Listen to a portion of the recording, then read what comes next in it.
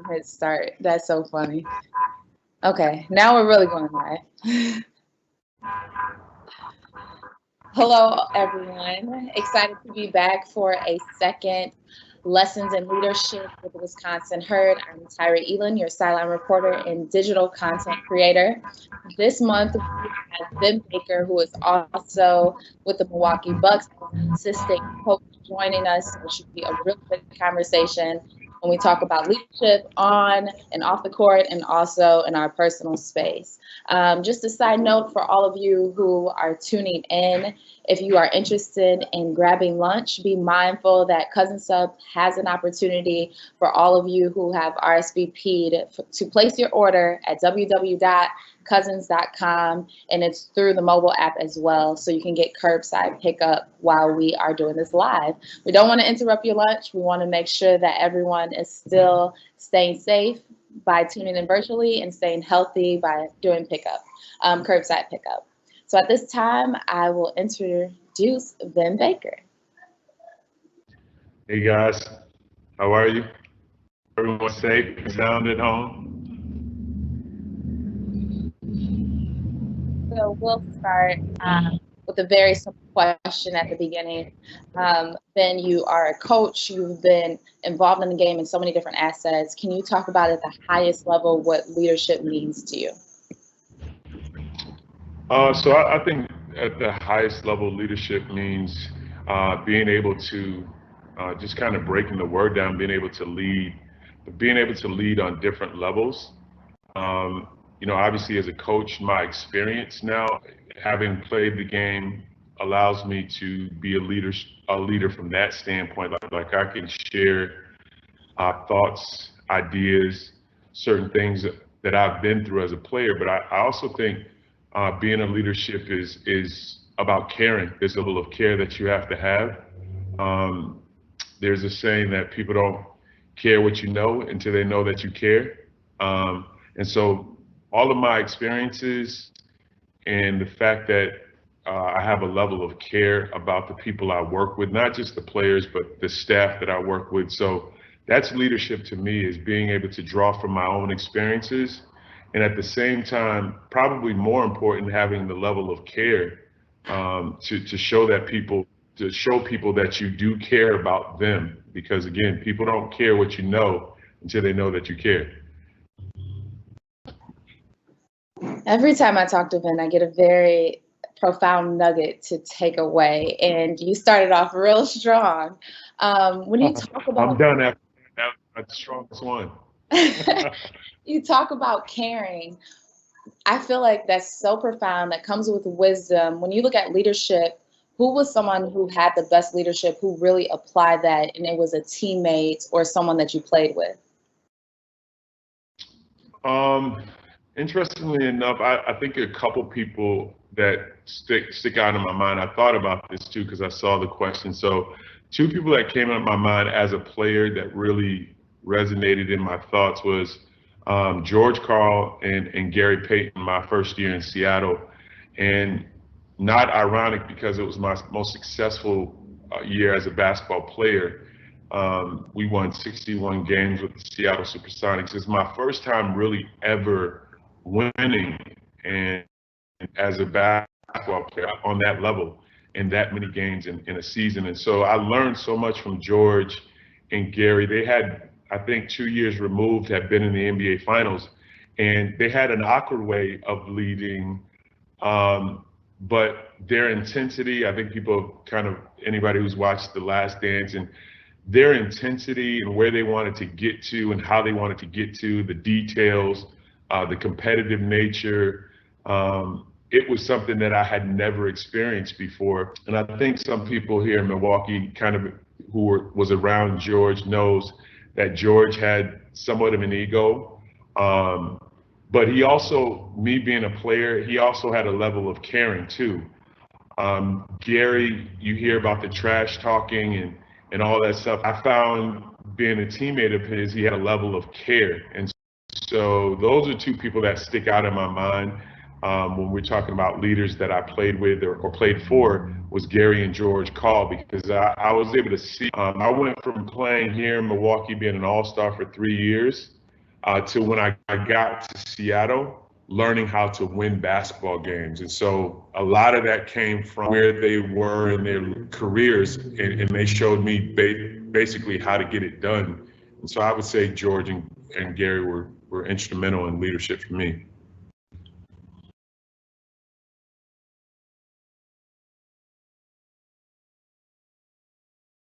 I can't hear you. Sorry, Tyra.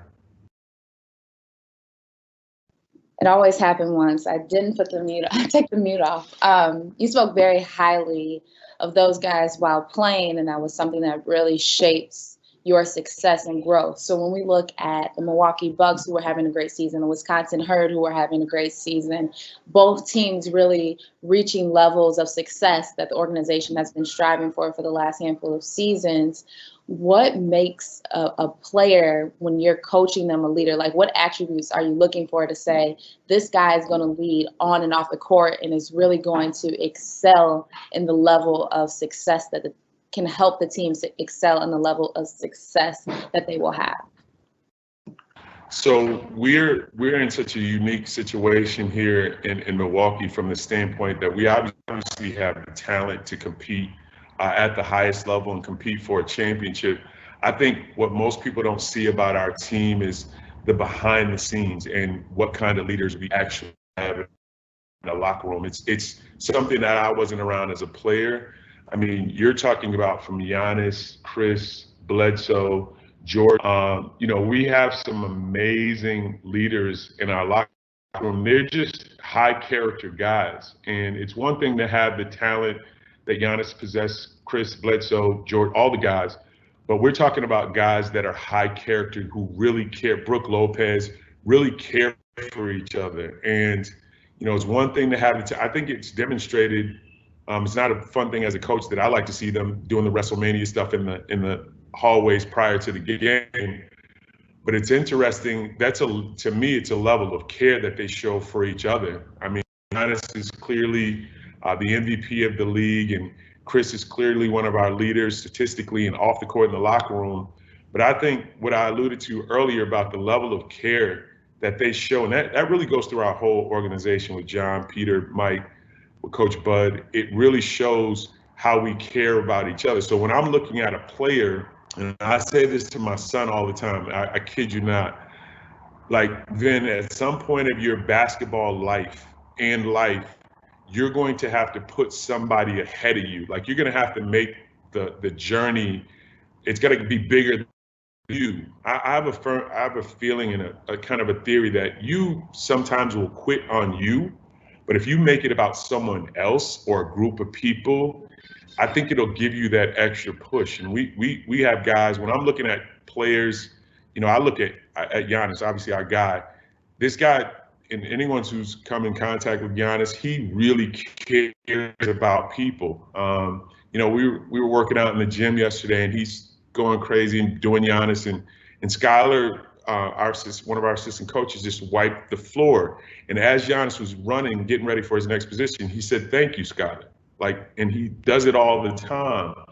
And to me, that level of care, not only about your game, not only about your stats, not only about how we win, but that level of care for human beings will show me what type of player and person you are and how that will help us as a group. When you talk about care, I think we could easily look at the times in which we're in right now, right?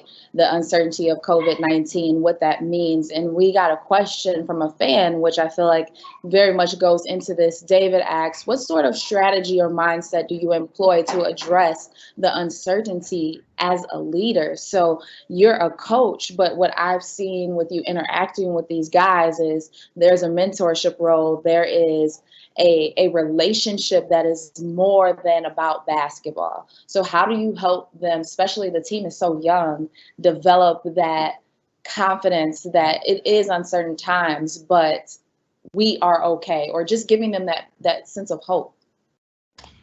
So I don't think you'll mind me sharing this, and it touched my heart the other night. I was sitting in my apartment alone and quarantining and away from everyone, and I just got a a text from George Hill, and he just said to me, he said, you know, the Lord laid it on my heart to reach out and see how you're doing, and also to let you know you are loved more than you know.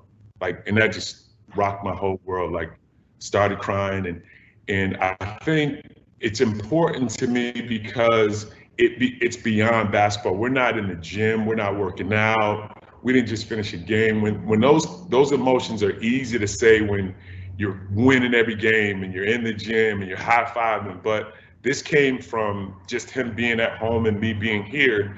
And so I think that level, again, going back to that level of relationship where I got to talk. When I first came to Milwaukee, I had obviously had this history with me, well-documented history.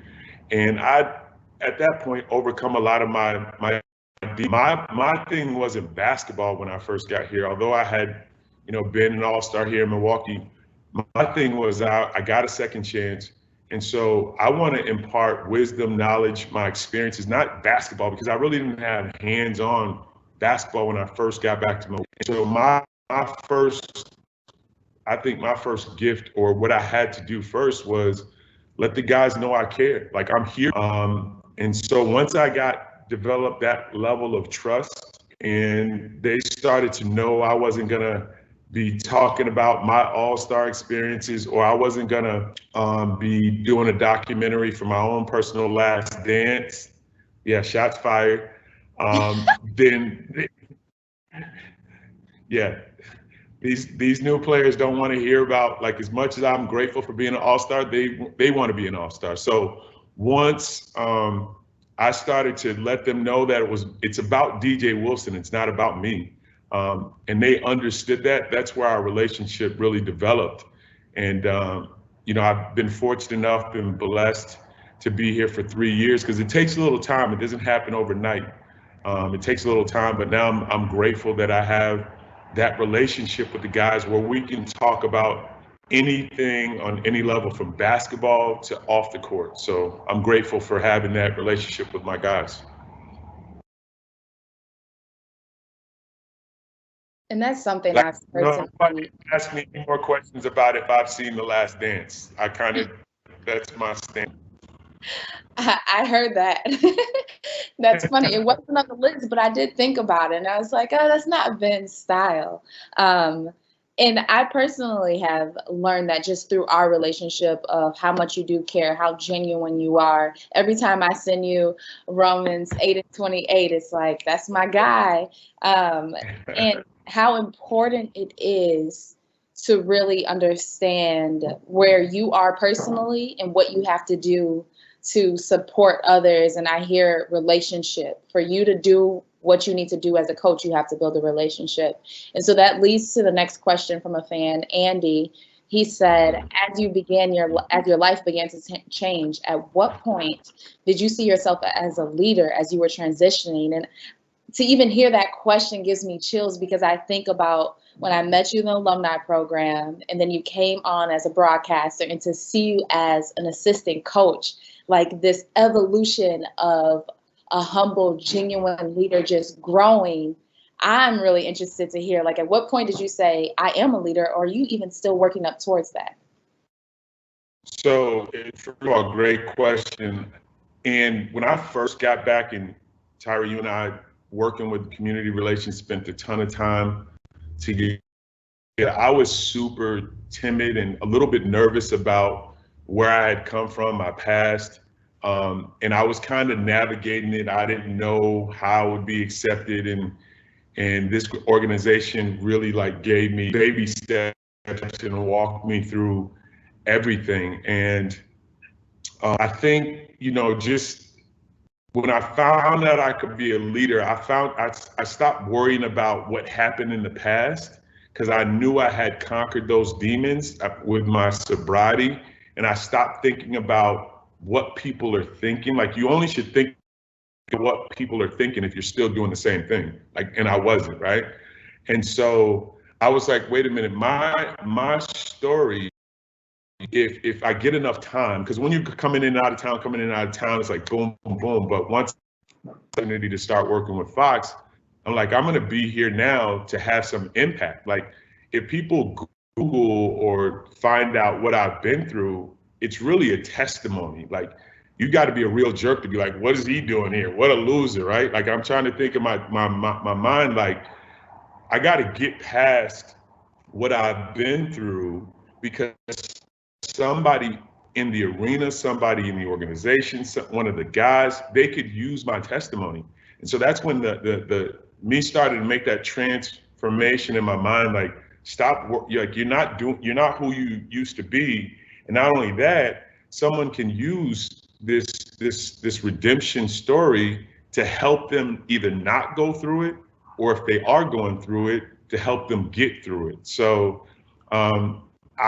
leadership thing turned for me when I stopped, like, looking at my past through as a crutch and start using it as, like, this can really help. And to be perfectly honest with you, the Bucks organization helped me out so much with that platform to say it's okay. I'll share a quick Peter story with you. And I was working at Fox, and I was doing the part-time thing. It's the funniest thing. And I was with Craig Kashan, and I was doing, it was like my second show ever, pregame.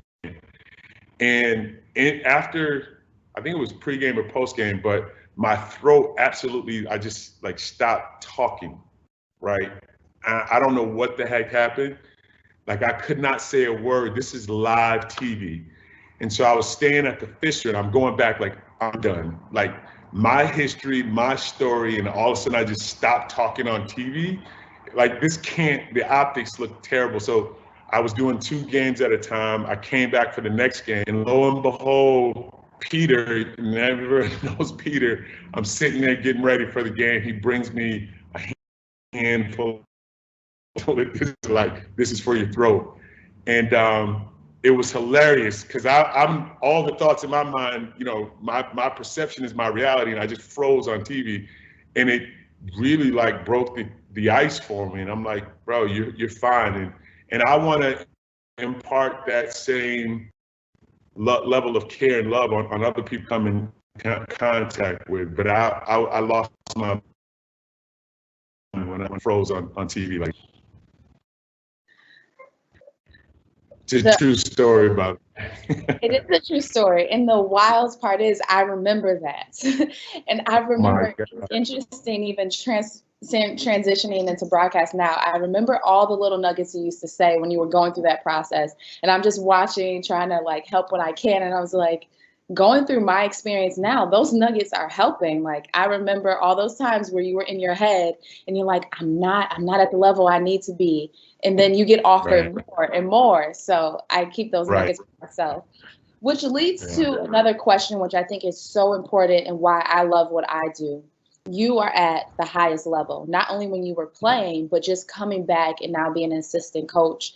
When we go back to those years when you first came with the organization, how did you mentally stay strong when you knew you were fighting against more so your own mind and beliefs about yourself? So when you're in a position of leadership, that growth of, I am capable, I am able to achieve the goal in which I'm striving to despite what I've experienced, how do you hold it together in a position when you are the leader and you're trying to grow in yourself? Yeah, so my faith, number one, my faith in God, number one, helped me. And the one thing that got me to turn around from the beginning was I wanted to be the best version of myself. So my faith, I'm trying to be the best version of myself. And then also all the help that I was getting from the organization just to be in this comfortable place to grow. So for me, it was all about the perspective. Like, anytime, and I say this for anyone in any situation, like, when your perspective changes, then the actions change. So for me, I had to start looking at things differently. Like, you're not what you used to be. You have another opportunity. You're not who you were before. So it's just a matter of changing your perspective, and when the perspective changes, the actions change. So that's how I've been doing it every single day. It's just changing. And I mean, I know what I came from, so I know what I overcame. So I'm kind of motivated by that. And as you continue to transition and grow your career, what or who has had the biggest impact on your life and they have really helped mold you into the person that you are today?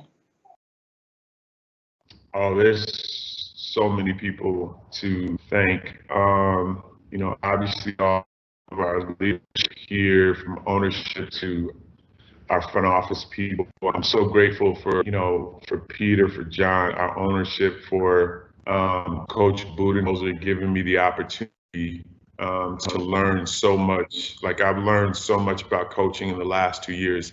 And just, I think too, not only from that standpoint, but the love and support that I get from everyone in the organization, from, you know, I can't name them all, but, you know, Kelly and, you know, everyone, Sarah, and everyone that I come in contact with, the love and support helped me so much.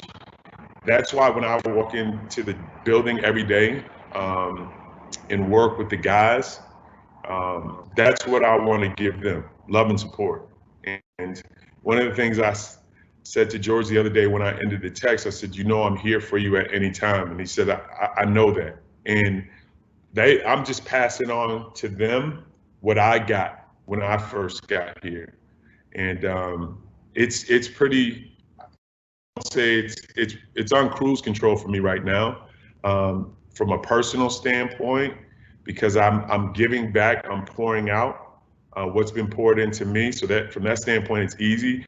It's always bigger than basketball for me. Like it's never, one of the things I impart on the guys, we can never be too high and we can't get too low, right? We lose, you know, now mind you, we've won 100 and maybe 10 games since, so that's an easy message to give. But even in life, never too high, never too low. For players who aren't playing a lot of minutes, you have to have that conversation. Players who are doing terrific, we're never too high. And obviously those guys Giannis can manage that as well, and Coach Budenholzer is able to manage that type of success as well. So I'm just in a great place where I know where my niche is as far as where I can help, what I can do. But for me, it's giving people a piece of my experience every moment and every chance I get. And that may not be a lot of talking. That just might be walking up and high-fiving or just hugging. It might not be a lot of talking, because along with the testimony, I'm in the ministry, so you have this ministry of presence. So I don't have to tell DJ and Dante, oh man, I overcame. They already know that stuff. I think just walking in the gym, being present, being optimistic, being positive, sometimes picks them up. So it's kind of how I go about my daily operations. So we have some really good questions from fans. So we'll kind of go through these three in rapid fire. Patty, she said, what principles do you make sure you keep in front of you when working with youth? I think the principles of goal setting, you know, not avoiding peer pressure. Like, I have a 20-year-old that attends UWM, and I have an 18-year-old that attends Oral Roberts. So my biggest thing is for them is be yourself. You know, set goals, and try to stay in a lane where you're being selfless, you're getting better, you're being the best version of you every single day. So very simple and basic about how you go about and just avoiding, you know, not to get too heavy in this, but social media is to me such a distraction, especially to our youth. I try to pull my boys away from it as much as possible, and trying to get them what they can do to be the best version of them outside of social media. That's a good one, the best version of them. The next question is from Kristen. What are some strategies for establishing trust when in a new leadership role? Say one more time, Tyra. What are some strategies for establishing trust when in a new leadership role? I'll go back to one of the first things I said is the level of care. Like you have to show. I think people sometimes jump the leadership. A lot of times when people are given leadership, they automatically take on the leadership role. And the one thing that you can push people off is showing them that you don't care, right? Like to me, when you show them you care and that you'll go through the valley with them, climb the mountain with them, that's when you become the leader. You have to have a level of empathy. I was able to celebrate 9 years of sobriety April 17th. And when I talk to people who are going through struggles, like I've talked to someone recently who, was totally out of their minds when I spoke to him about going to a rehab center. And although I have 9 years of sobriety, I knew exactly where he was. So I had to speak to him, not like I'm totally removed. I'm 9 years removed from where you are. I had to speak to him with the level of empathy, and we had the greatest conversation, and he ended up going to a recovery center. So empathizing and understanding where people are, meeting them where they're at, to me is the best leadership quality you can have. And that really highlights when you talk about relationship, because you're building true relationship in the midst of that. And so we have one last question before closing out from fans. It's Georgia. And the question is, what is your best advice for a female coach who is looking to advance in the coaching space, which we are seeing movement in, but is it enough? I would just say arm yourself with all the basketball information in as far as game film and how the game is played, the new nuances, not every play, but study plays, study player development. I mean, with our staff, it's about basically knowing essentially almost all the sets people have in the league. And not only that, having to be one of the best player development coaches you can be. So knowing the information about where basketball is right now, you look at Becky, I think her name is Hammonds with San Antonio. So the doors are being opened. I would just say, as much information about it might be who you know that helps you get in, but at some point it's going to be what you know, and what you know will always beat out anything or anybody. Very true. And so not only because I love your nuggets, but I feel like you have really good nuggets. We are going to leave the last 60 seconds or so for you to close out with any final thoughts for those who are still listening. Oh man, first, thanks for having me on. I really appreciate it. Just want everyone to continue, obviously, staying safe and sound. But I think the biggest thing is take every day, and I'm not saying this from a recovery standpoint, but take every day. Like, we're truly blessed to have opportunities. No matter what situation you're in, every day is an opportunity. And so coming from where I came from and what I've been through, I don't take any days for granted. And so the biggest thing I can tell you is be the best version every single day. Like, to me, there's no get over the hump Wednesday. It's a day to be better. It's like, that makes no sense to me. So be the best version of you every single day. You have an opportunity to do that, and take it a day at a time. Trying to be the best of you.